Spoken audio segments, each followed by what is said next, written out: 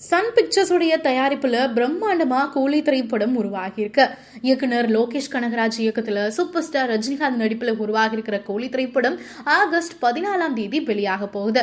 இந்த படத்துடைய பட்ஜெட், நடிகர்கள் யார் யாருக்கு எவ்வளவு சம்பளம் கொடுக்கப்பட்டிருக்கு, பாக்ஸ் ஆபீஸ் குறித்த பல தகவல்கள் சமூக வலைதளங்கள்ல வெளியாகிட்டு இருக்கு. இந்த நிலையில கூலி படத்துக்கு ரஜினிகாந்த் அவர்கள் கூடுதலா இன்னும் சம்பளம் கேட்டதா வேற ஒரு தகவல் வெளியாகி இருக்கு. கூலி டீசரை பார்த்த பிறகு இன்னும் எதிர்பார்ப்பு அதிகமாக இருக்கு. பட் இருந்தாலும் கூலி திரைப்படத்துல யார் யாருக்கு என்னென்ன சம்பளம் கொடுக்கப்பட்டிருக்கு அப்படிங்கறத பார்த்தாலே ஷாக்கிங்கா இருக்கு. ரஜினிகாந்த் அவர்களுக்கு 150 கோடி, லோகேஷ் அவர்களுக்கு 50 கோடி, அமீர் கானுக்கு 20 கோடி, அனிருத்துக்கு 15 கோடி, நாகார்ஜுனாவுக்கு 10 கோடி, சத்யராஜுக்கு 5 கோடி, ஸ்ருதிகாசனுக்கு 4 கோடி, பூஜா ஹெக்டேக்கு 3 கோடி, உபேந்திராவுக்கு 4 கோடி அண்ட் சௌபினுக்கு 1 கோடி.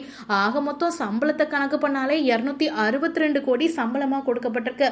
என்னப்பா சன் பிக்சர்ஸ் இந்த அளவு வாரி இறைச்சிருக்கீங்க, சூப்பர் ஸ்டார் மேலையும் டைரக்டர் லோகேஷ் மேலையும் அவ்வளவு நம்பிக்கையா அப்படின்னு ரசிகர்கள் இப்பயே கேள்விகளை எழுப்பிட்டு இருக்காங்க. அண்ட் இந்த திரைப்படம் கண்டிப்பா 1000 கோடி வசூல் செய்யும் அப்படின்னு பலருமே எதிர்பார்த்துக்கிட்டு இருக்காங்க. ஏன்னா பிரம்மாண்டமான நடிகர்கள் அண்ட் ஒரு பக்கம் நம்ம டைரக்டர் அப்படின்னு இது உலகளவிய எதிர்பார்ப்பாவே இருக்கு.